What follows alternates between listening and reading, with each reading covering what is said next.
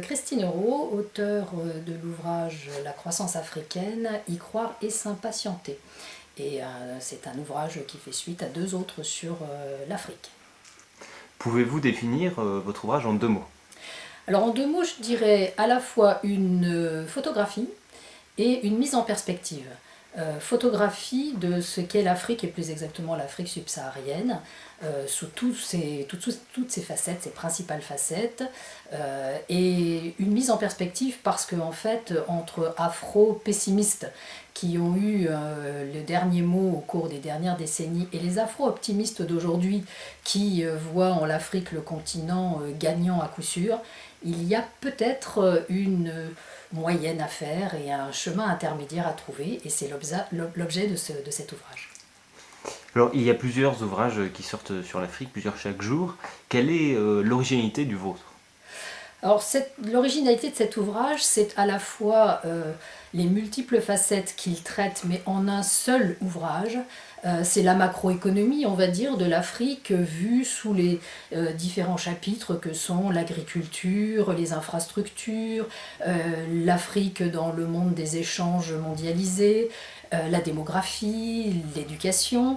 Et tout ceci n'est pas seulement juxtaposé pour en faire des chapitres qui sont indépendants les uns des autres, mais on voit se dessiner sur toutes ces thématiques un fil rouge que je ne vous révèle pas, mais que vous découvrirez en lisant le livre.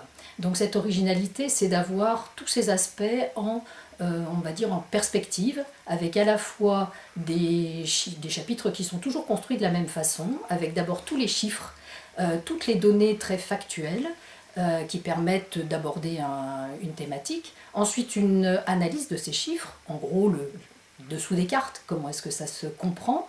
Et puis, pour terminer à chaque fois, une mise en perspective sur quels sont, sur chacune de ces thématiques, les points forts et les points faibles peut-être du continent dans son ensemble. Et pour ceux qui veulent aller plus loin, des sources bibliographiques très riches. Alors, vous parliez tout à l'heure des points forts de l'Afrique. Maintenant, à moi de vous poser la question, quels sont les points forts de votre ouvrage? Alors les points forts de cet ouvrage, j'en citerai trois. Le premier, c'est justement sa globalité, qu'il permet d'avoir en un seul ouvrage, ce que moi je n'ai jamais réussi à trouver, c'est-à-dire une perspective d'ensemble, mais qui soit à la fois synthétique et analytique. Le deuxième point, c'est que j'ai voulu cet ouvrage très accessible pour tous. Vous y trouverez plus de 80 cartes, de près de 150 illustrations graphiques qui en rendent, on va dire, la compréhension beaucoup plus facile, et y compris pour ceux qui veulent avoir une lecture rapide. Et puis le dernier avantage, c'est que il permet on va dire, de papillonner d'une certaine façon d'un chapitre à l'autre pour ceux qui pour ceux qui veulent à la fois découvrir, approfondir un sujet et ceux qui veulent tout simplement le découvrir. Alors, à qui cet ouvrage s'adresse-t-il?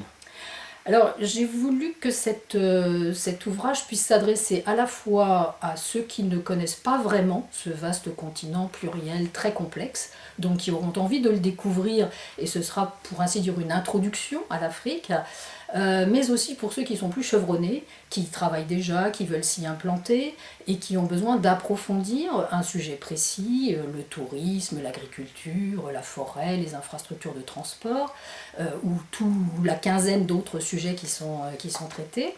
Mais aussi, bien évidemment, aux étudiants, à leurs professeurs qui étudient les économies en développement, qui étudient ce continent à la fois sous un aspect macroéconomique, échange, société. Donc la palette est très très large. Ce n'est pas un ouvrage exhaustif, mais c'est, je pense, j'espère, une bonne introduction et peut-être pour ceux qui voudront aller plus loin, une source de référence aussi pour aller approfondir tous ces sujets dans d'autres articles et d'autres ouvrages.